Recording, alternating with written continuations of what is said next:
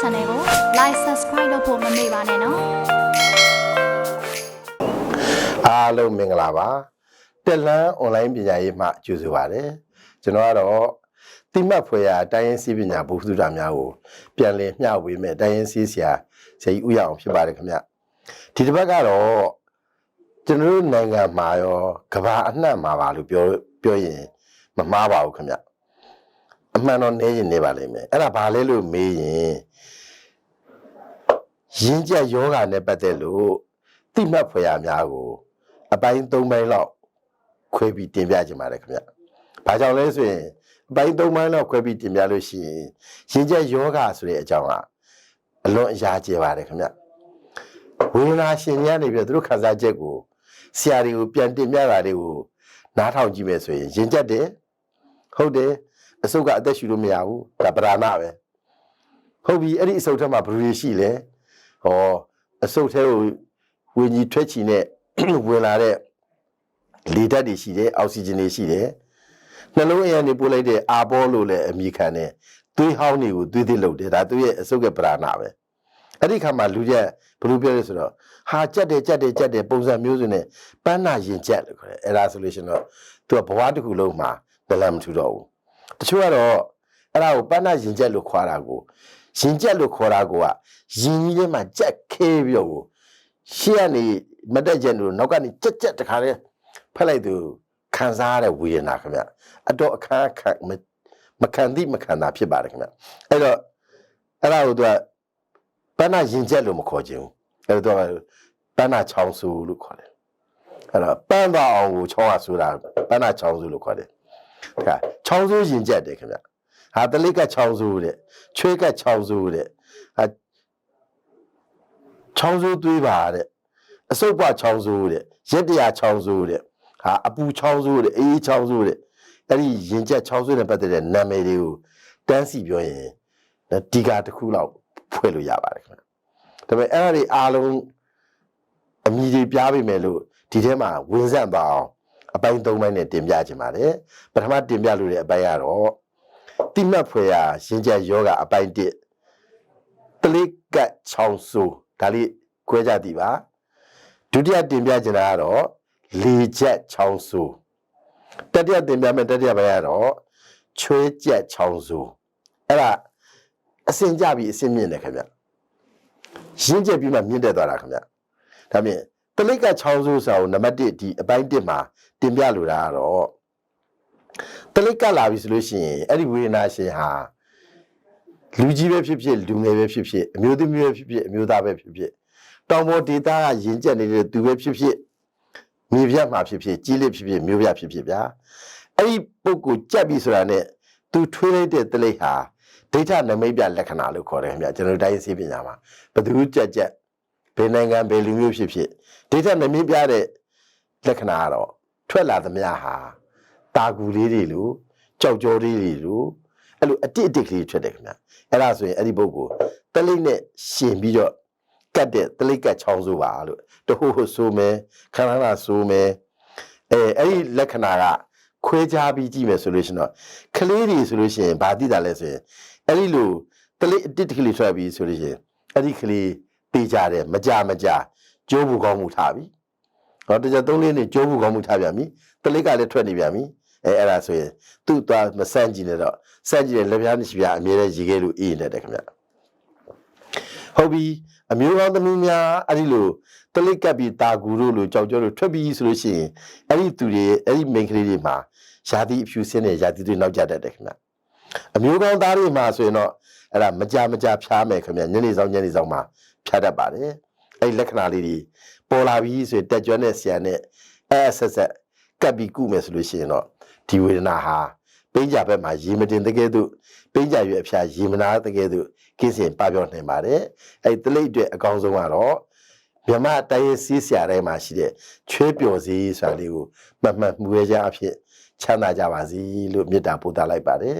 အားလုံးအစာဝအနာကင်းဘုရားရှင်ကြပါစေအားလုံးမင်္ဂလာပါခင်ဗျတက်လန်း online ပညာရေးမှာကြိုဆိုပါရစေကျွန်တော်ကတော့တိမှတ်ဖွယ်ရာတိုင်းရင်းစည်းပညာဘုဟုတုတများကိုပြန်လည်မျှဝေမယ်တိုင်းရင်းစည်းဆရာဦးရအောင်ဖြစ်ပါတယ်ခင်ဗျဒီတစ်ပတ်မျှဝေပေးခြင်းတာကတော့ ဖြစ်များတယ်ဝေဒနာခံစားရတဲ့အခါမှာလည်းပဲအချိန်မီနဲ့အချိန်မှမကုလိုက်နိုင်ဘူးဆိုရင်ဝေဒနာဟာတစ်စင်းနဲ့တစ်စင်းရင့်ကျက်ပြီးမြင့်တက်ပါတယ်ခင်ဗျအဲ့ဒါဘာလဲလို့မေးရင်တဏှာရင်ကျက်ယောဂအကြောင်းပါပဲအဲ့တော့တိမတ်ဖွယ်ရာရင်ကျက်ယောဂအပိုင်း2မှာဘာပြောချင်လဲဆိုရင်အပိုင်း1ကတော့ကျွန်တော်တို့ကတလိကတ်ချောင်းစုအကြောင်းပြောခဲ့ပါတယ်ဟုတ်လားတလိကတ်ချောင်းစုဆိုတာကတော့အယုံမျိုးဖြစ်တယ်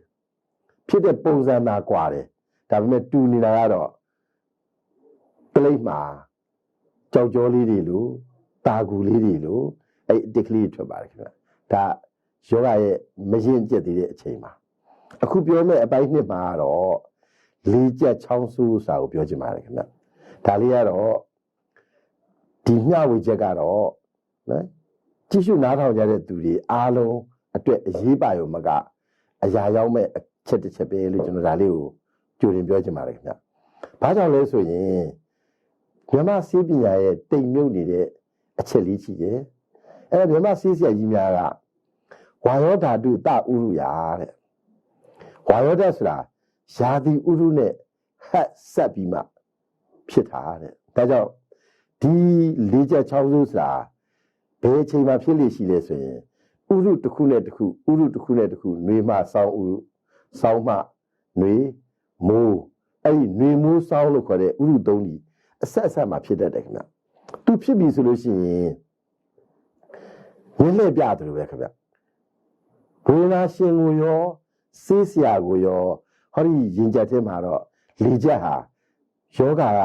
ဆရာနဲ့လူနာကိုမြင့်လှည့်ပြတယ်လို့ကိုခံစားရတယ်ခင်ဗျဥမာလေးတစ်ခုပြောချင်ပါတယ်ဥမာလေကြက်ကြက်တဲ့လူကနော်ပဂတိကောင်းနေတာအတူတူမိသားစုစားတော့ပြီးထိုင်ပြီး TV ကြည့်တာအဲ့ဒီ TV ကြီးရဲနေပြီးတော့တခါတည်းကိုကောက်ခန့်ကဇလမ်းမှာရီလိုက်တာနဲ့ကိုသူ့မှာတခါတည်းကြက်သွားတာမှာကိုနော်တခါတည်းကိုအရက်ထဲမှာဆိုရင်အသက်ဆက်ဘလို့ရှိရပါမလဲလို့တေကံပေါင်းလေးထိကြက်သွားတတ်တယ်ခင်ဗျအဲ့ဒါပုံစံတစ်မျိုးလေကြက်ဟာအဲ့လိုကောက်ရတဲ့သူဖြစ်တတ်ပါတယ်ခင်ဗျအဲ့ညမှာတော့အမှတ်တရလေးပြောခဲ့စရာရှိတာကတော့အဲ့ဒီလေကြက်ဆိုတာဟာယာတိကူးချိန်မှာကျက်တဲ့လေကြက်ဆိုတာဘယ်လက္ခဏာနဲ့ဒိဋ္ဌဓမ္မထင်ရှားလဲဆိုရင်လှဲအိတ်တဲ့အခါမှာအိဆမှာငွေတွင်နေတဲ့အတန်လေးကိုရှီရှဲနဲ့ကြက်ပြီးဆိုအဲ့ဒါလေကြက်ပဲဒါကိုမျက်လှည့်ပြတော့မှာခုနတစ်ချက်ရည်လိုက်တာကြောင့်ဖြစ်သလိုနောက်တစ်ချက်လေးပြောချင်ပါသေးတယ်ခင်ဗျအမှတ်မထင်လေးတကယ်စီးလေးကြမွေးလေးကြိုင်ပြီးဖုံလှဲတာအဲ့ဒီအခန်းထဲမှာရှိတဲ့ဖုံလေးတွေလေးရှူလိုက်တာနဲ့ကိုအိုးတခါတည်းကိုချွေးစည်းကိုပြန်လောက်အောင်ဘိုးတို့ကြီးထိုင်ကြက်တတ်တယ်ခင်ဗျကောက်ရလိုက်တယ်လို့ကြက်ထားတာခင်ဗျလေချက်ကတုတ်တိထားရပါတယ်ပြောမယ်ဆိုတော့အများကြီးပေါ့ဒါပေမဲ့အလုံးချုပ်ပြီးအောင်ပြောရမယ်ဆိုတော့နောက်တစ်ချက်ကတော့အိယာထားစားမှာအိယာထဲမှာအကောင်းပဂရိနော်အိဘေးရှိတဲ့သားသမီးတွေနဲ့ပြောရှင်ဇနီးသားများနဲ့ပြောရှင်စကားပြောတယ်ထားလိုက်တဲ့အချိန်မှာစောင်းဖယ်လိုက်တဲ့ခြေထောင်ပြင်းနဲ့ထွက်လိုက်အောင်ခုနကဒီနေရာမှာသိစေချင်တာကဥရုတန်တိယောဂဖိတဲ့ဥရုတစ်ခုနဲ့တစ်ခုပြောင်းစားလေးလာတူဥရုမှမဟုတ်ဝေဒနာရှင်ဆရာကိုမျက်လှည့်ပြသူဖြစ်တာပါတယ်ခင်ဗျနောက်တစ်ခုကဒီချက်သမားတွေရဲ့ခန်းစားချက်ကိုတင်ပြတဲ့အခါမှာတော့သိကျင်တာဆရာကောင်းတယ်ဟန်ဆောင်လို့မရဘူးရှည်ဘယ်လိုဖြစ်နေလဲလို့မင်းခါလေအာကောင်တွေကိုကြက်တော်နဲ့ကြက်နေသူကိုရာပြီးတော့ကိုကြက်နေတာတဲ့ဒါကြောင့်မလို့ဒီဝေဒနာရှင်မျိုးဟာဖြင့်အကြက်ဒီအစင်ကဲမှာကလေးကြက်ထားတဲ့ဟောဒီလေချက်ကပူဆိုးပါတယ်အဲ့ဒီလေချက်ကိုအချိန်ကြီးကုသနိုင်မယ်ဆိုရင်ကျွန်တော်တို့နောက်ဆုံးအပိုင်းတင်ပြမယ်ချွေးချက်ဆိုတာမကူတော့ပါဘူးလို့ပြောချင်ပါတယ်ဒါကြောင့်မလို့လေချက်တက်တာချင်ပါတယ်ဆိုရင်တော့စီကြုံမှန်သမျှအားလုံးရှောင်ပြီးတော့ခါတဲ့အရွယ်လေးများကိုနေ့စဉ်ဟင်းကျူပြုတ်တုပ်စားမယ်ချီချက်စားမယ်စားကြရဖြစ်လွယ်လွယ်လေးပျောက်ကင်းပါတယ်လို့မျှဝေလိုက်ပါတယ်အားလုံးကျေးဇူးတင်ပါတယ်အစာဝအနာကင်းဘုရားရှင်းကြပါစေအားလုံးမင်္ဂလာပါတက်လန်း online ပညာရေးမှကြိုဆိုပါတယ်ကျွန်တော်ကတော့တိမှတ်ဖွယ်ရာတိုင်းရင်းစည်းပညာဘုဟုစုတာများကိုပြန်လည်ပြီးအတက်နိုင်စုစွမ်းနိုင်သမျှမျှဝေပေးမဲ့တိုင်းရင်းစည်းဆရာကြီးဦးအောင်ဖြစ်ပါတယ်ခင်ဗျ ကျွန်တော်မျှဝေလာတဲ့အစင်ကြပြီးအစင်မြင့်ရင်းကျက်ပြီးမြင့်တက်လာတယ်ဆိုတဲ့အများစုစိုးရိမ်ကြောင်းကြနေကြတယ်ရင်းကျက်ယောဂရင်ထဲမှာကြက်ပြီးတော့နေလို့ရင်းကျက်ယောဂလို့ခေါ်တာပါခင်ဗျမခံစားသူကပေါ့စားပြီမဲ့ခံစားသူကတော့အတန်ကြားတာနဲ့ကိုဒူးတုံကျက်သိမ်းထားတယ်ခင်ဗျရင်ကျက်ယောဂကျွန်တော်ရှိမှာကလေးကျက်ချောင်းဆိုးလည်းပြောခဲ့တယ်လေးကျက်ချောင်းဆိုးလည်းပြောခဲ့တယ်ကလေးကျက်ချောင်းဆိုးကိုအချိန်မီမကုနိုင်ရင်လေးကျက်ချက်ရှိကူသွားပါတယ်အဲ့ဒီတရရောလေးရောကိုမကုနိုင်တော့ဘူးဆိုရင်တော့အဲ့ဒီမှာချွေးအဖြစ်ရောက်သွားပြီးတော့ချွေးကျက်ချောင်းဆိုးဆိုတဲ့အဆင့်ရောက်တတ်ပါတယ်အဲ့ဒီချွေးဖြစ်လာပြီဆိုရင်တော့အဲ့ဒီပုဂ္ဂိုလ်ရဲ့ဒိဋ္ဌနမိပြလက္ခဏာကထွေးလိုက်ပြီဆိုရင်ဟိုတလိပ်မှာတော့လို့တာကူအတိတ်မဟုတ်တော့အညှို့ညှို့တွေထွက်မယ်။ဂျမယံဟာမှာ